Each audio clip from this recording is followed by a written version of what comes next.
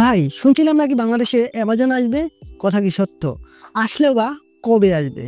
IPhone 17 সিরিজের দাম আসলেই কি কমবে?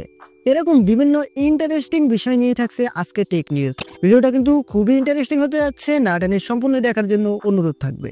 আজকের পুরো ভিডিও জুড়ে থাকবে আপনারা দেখছেন আপনাদের ভালোবাসার ছোট্ট চ্যানেল এসএমবি বাংলা টেক। চ্যানেলটি একদমই নতুন চ্যানেল, তাই অবশ্যই সাবস্ক্রাইব করে পাশেই থাকবেন। আর যারা কিনা অলরেডি সাবস্ক্রাইব করেছেন অসংখ্য ধন্যবাদ। তো আর বেশি কথা না বাড়িয়ে চলুন শুরু করি আজকের মূল ভিডিও।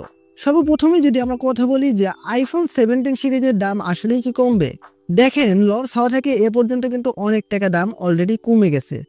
লঞ্চ হয়েছিল তখন দাম দেওয়া হয়েছিল 2.5 লাখ টাকার আশেপাশে, এখন কিন্তু অলরেডি 2 লাখ টাকার আশেপাশে এই ফোনটা পাওয়া যাচ্ছে। আপনি যদি আর 1 মাস পর কিনেন তাহলে দেখা গেছে যে আপনি আরও কমে কিনতে পারবেন। আর এখন কেনার দরকার নাই, যারা কিনে যাচ্ছেন এক্সচেঞ্জ করবেন তাদেরও এখন এক্সচেঞ্জ করার দরকার নাই। 1 মাস পর যদি এক্সচেঞ্জ করেন তাহলে দেখা গেছে যে ওদিকে দামের বিষয়টা একটু ভালো হবে। এখন চিন্তা ভাবনা আপনার, আপনি যদি চান না 1 মাস একদম ওয়েট করা যাবে না, আমার খুব টাকার গরম, তাহলে এখন নিয়ে নিতে পারেন। তবে আমার সাজেস্ট থাকবে আপনি এক্সচেঞ্জ করেন অথবা ফোনটি কিনেন 1 মাস পর কেনাই ভালো হবে। অনেকেই কমপ্লেন করছে মোটরোলা মোটো 86 এই স্মার্টফোনটিতে নাকি মোটামুটি ভালোই নেটওয়ার্ক ইস্যু দেখা যাচ্ছে। আসলে এই যে মোটরোলা মোটো 86 এই ফোনটা না, মোটরোলার অনেক ফোনই কিন্তু মোটামুটি নেটওয়ার্ক ইস্যু দেখা যায়। তো যারা কিনা একটু বিশেষ করে গ্রাম অঞ্চলে বসবাস করেন তারা একটু এইসব ব্র্যান্ডের ফোন থেকে বিরত থাকুন আপাততর জন্য। আর অনেক সময় হয় কি, আপনি যেই এলাকায় বসবাস করেন ওই এলাকার যে সিম অপারেটর, এখানে নেটওয়ার্কটাও কিন্তু দুর্বল থাকতে পারে। তো আপনি এই বিষয়টা মাথায় রাখতে পারেন। আর যদি সেখানে দেখেন না অন্য ফোনে নেটওয়ার্ক ভালোই দিচ্ছে, শুধু এই ব্র্যান্ডের ফোনগুলোতেই নেটওয়ার্ক খারাপ দিচ্ছে, তাহলে তো এটা ফোনেরই দোষ।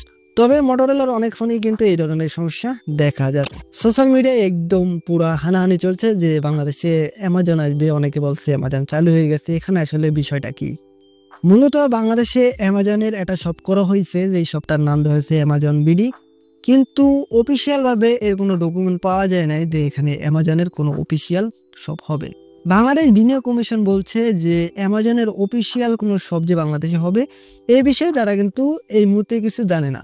অর্থাৎ তারা যদি এ বিষয়ে কিছু না জানে, আপাতত কিন্তু বাংলাদেশে অ্যামাজনের অফিসিয়াল কোনো শপ আসবে না। তবে হ্যাঁ, এটা কিন্তু সত্য যে বাংলাদেশে অ্যামাজনের একটা শপ তৈরি করা হচ্ছে, যেটার কিনা নাম দেওয়া হয়েছে অ্যামাজন বিডি।